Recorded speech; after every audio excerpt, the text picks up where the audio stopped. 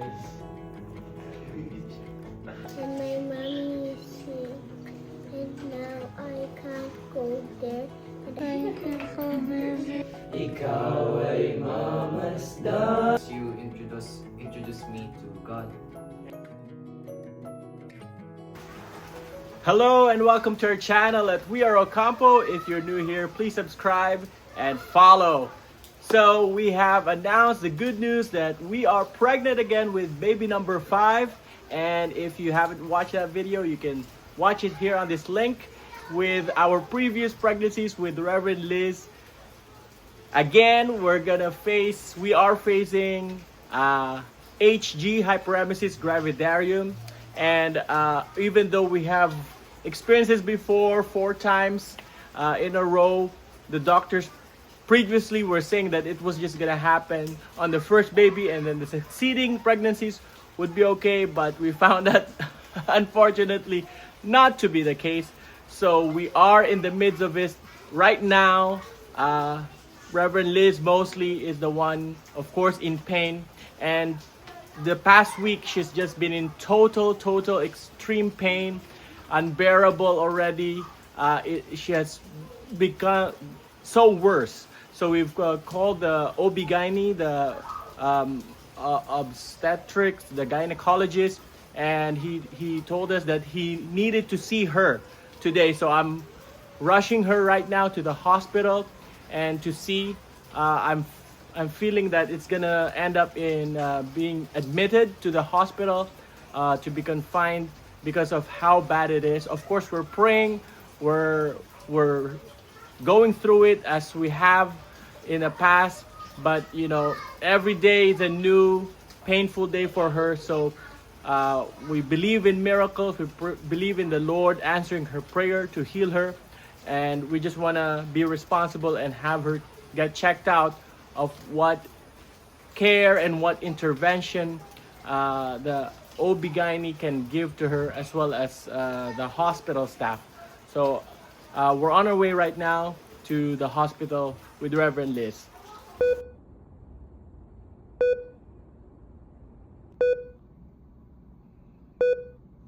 Wow, see who visited. Oh, thank you for visiting. Wow. Oh, you still came all the way. How are you? Oh, God.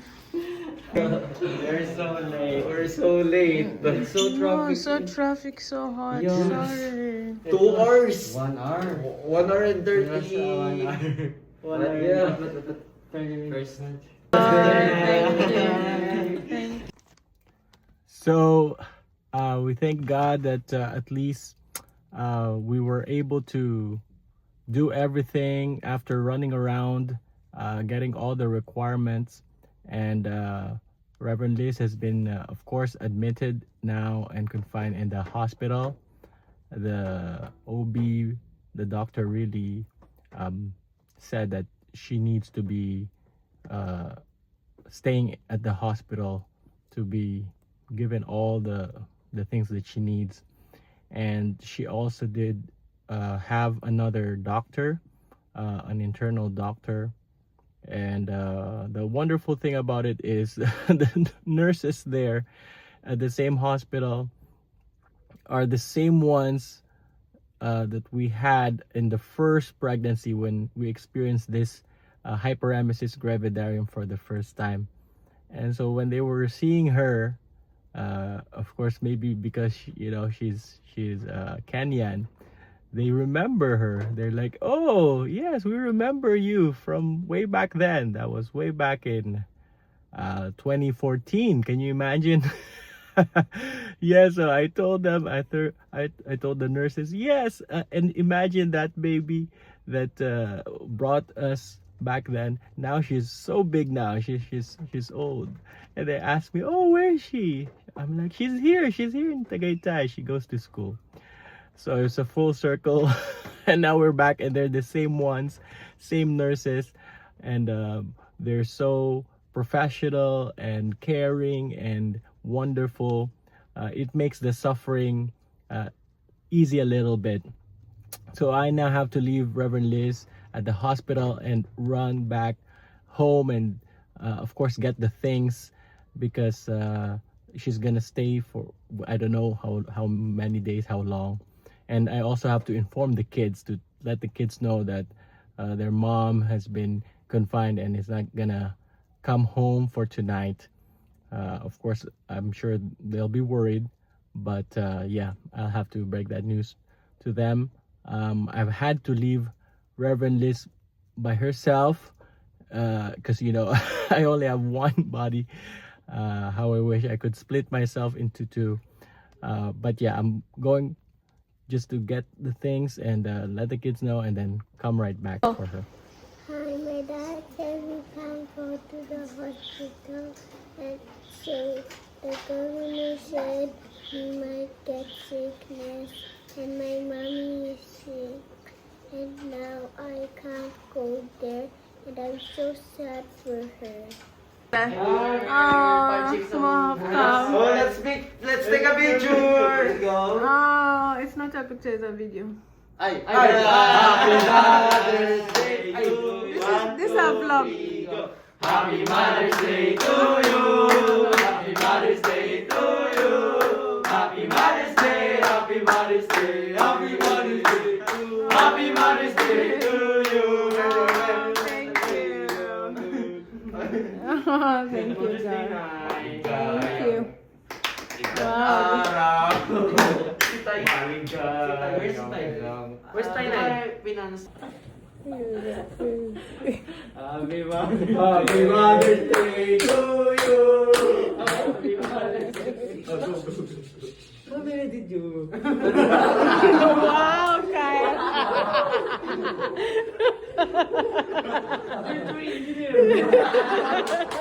Oh my gosh.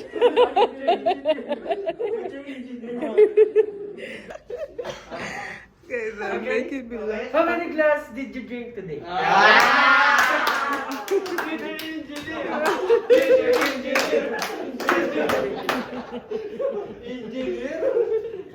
You guys are a mess. This guy's...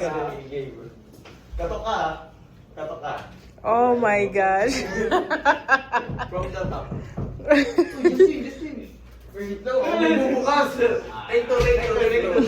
These guys are crazy. Go. They're imitating the nurse who was here.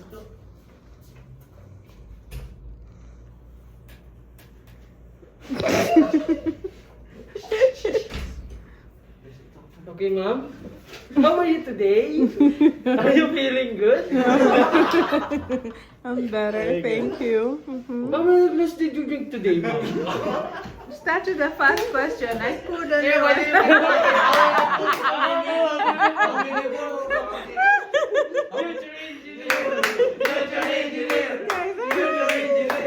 my gosh, I can't.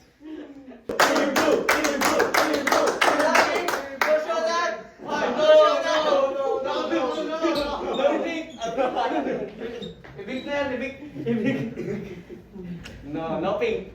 Yes, blue. It is a boy. What name do you name? Name it. You don't have a name. Tagumpay. Tagumpay. Tagumpay. Baby Tagumpay. Dinig kayo dun sa labas, baka mapalabas kayo ng guardia. They're making noise, huh? I'm sorry. Yes, the way your voice, guys.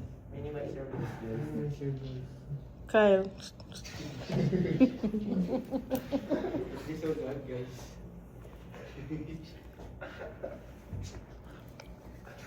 These guys have a presentation. Being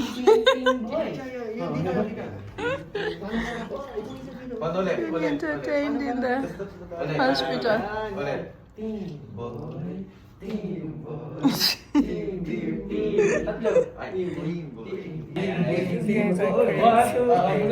Team boy, team boy, team boy, team boy. I like to see your faces when a girl. How many did you poop today? Wow, Jared. How many bottles did you drink? Quiet. They're hearing How many you eat your Skyflex? How many Skyflex did you eat? I can do. Calm down. Looking paano pa yung Skyflex is They're hearing you outside. The door is going. The bird might kick you out, so. Oh no. Calm down. Nay, first of all, happy Mother's Day, and I hope that you will get well soon, and I hope that we will get the boy that we all want. Yeah.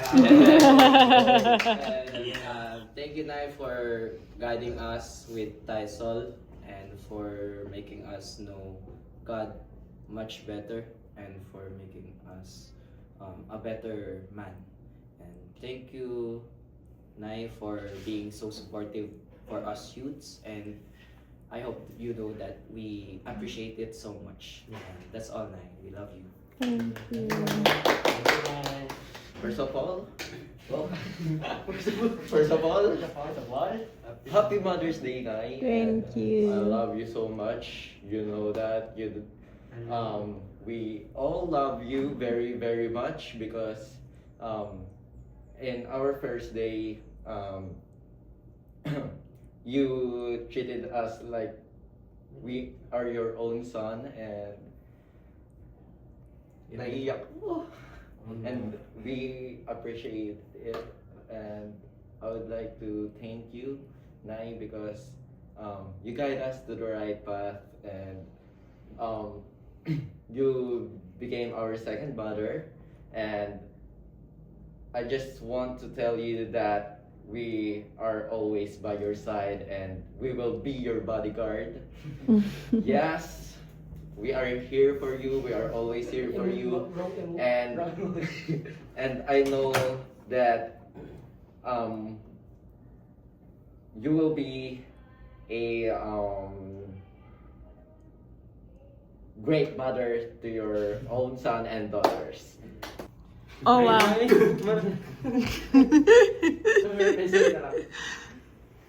Nay, thank you. Dahil binigay niyo sa akin yung yung parang special ko nung araw na yun. Nay, thank you because you treated me like I'm someone special. And Nay, maraming salamat dahil isa ka sa nanay na tumayo bilang anak mo. Bilang anak niyo sa akin. It's so hard to translate that.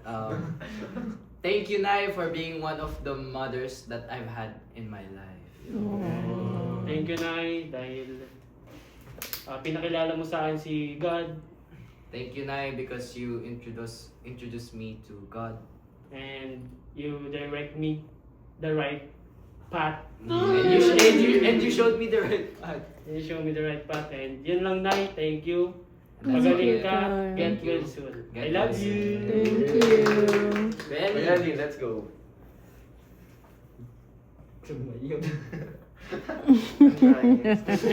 Ay, Okay, translate mo ako. Okay, sure. Maraming salamat, Nay. Thank you so much, Nay, Dahil because pinakilala mo sa akin si God na. you introduced me to God. Yes, and thank you kasi ginaid mo kami sa tamang landas. Thank you for guiding us to the right path. Maraming salamat, Nay. Thank you very much. Kasi lagi kang nasa tabi namin Because Because you're always by our side. Yes. And that's all, Nay. That's Love all. you. Get Love well you. soon. Thank you. Let's go. English. Hello, Nay. Okay, go. Maraming salamat po sa Thank you very pagiging much pangalawang nanay namin. for being our second mother. And thank you po sa paggabay sa amin. And thank you for guiding us. Salamat po kasi po sinasaway niyo po kami pag mali kami. And Thank you for correcting us when we're in the wrong. And thank you po for your patience. Even though we're so kulit. Even though we're so silly. Yeah, and we do things inappropriately, but you stay Patient. you have so many patience, and you still love us So we love you so much and happy Mother's Day, and we love you so much and we appreciate you, and may you get what you want and what you deserve. Yan lang po. Thank you. Love you guys. Thank you so much. Now sing for me a worship song before you go. Worship song. English. No, any. Tagalog, English, whichever.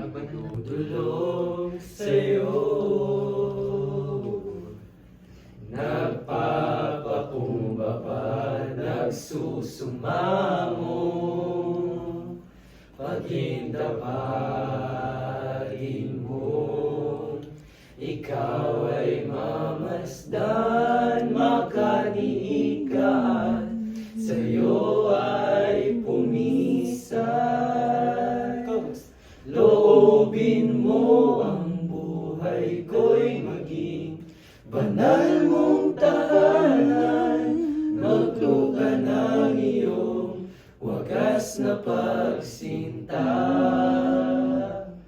Daluyan ng walang hanggang mga papuri pagsamba, maghari ka, O Diyos, ngayon at kailanman.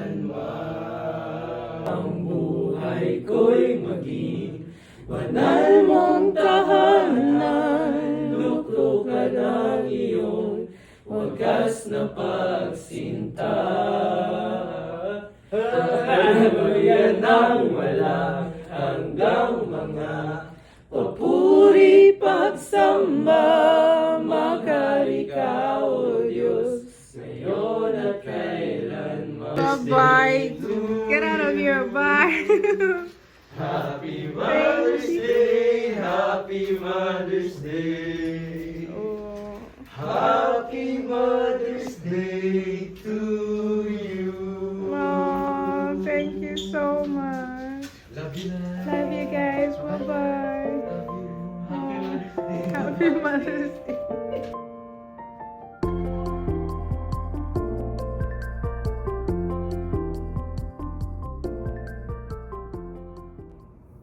Hi. So, I've spent 5 days in hospital. Today, I finally got discharged. I haven't seen my children in all those days. They were not allowed. Policy about no children in hospitals.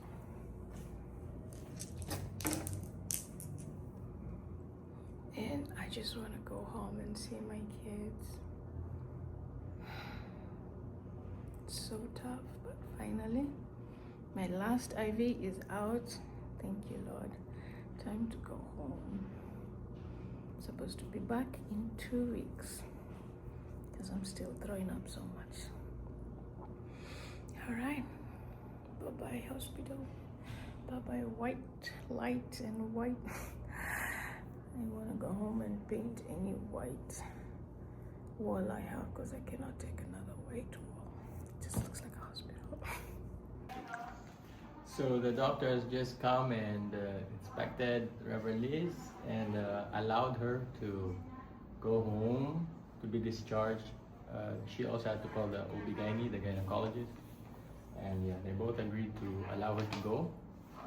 So we thank God for this hospital, Hospital ng Tagaytay. The nurses have been so friendly and sweet and caring, very professional.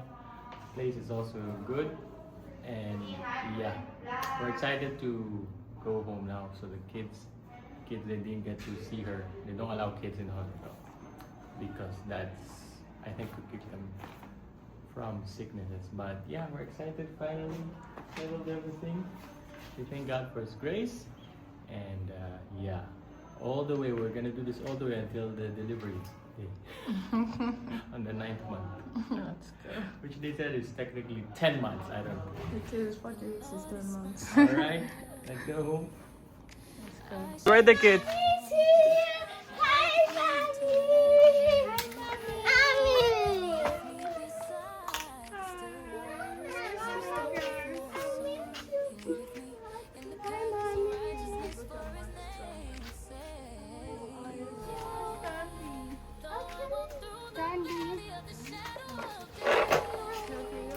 Mommy, I have a